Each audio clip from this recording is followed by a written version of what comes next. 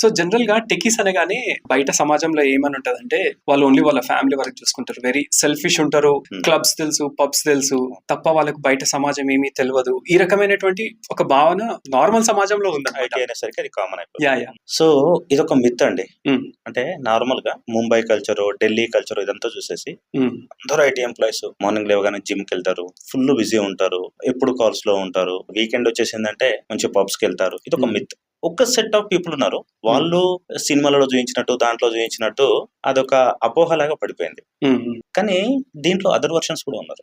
Tech period ఒకటే కాదు, నేను చూస్తున్నాను కదా, చాలా మంది ఎన్జిఓస్ లో పనిచేసే వాళ్ళు చాలా మంది ఐటీ ఎంప్లాయీస్ ఉంటారు. ఓకే, వీళ్ళంతా కూడా వీళ్ళ తాతలో వీళ్ళ నాన్నలో పొలం పనులు చేసిన వాళ్ళే, స్ట్రగుల్స్ అయిన వాళ్ళే.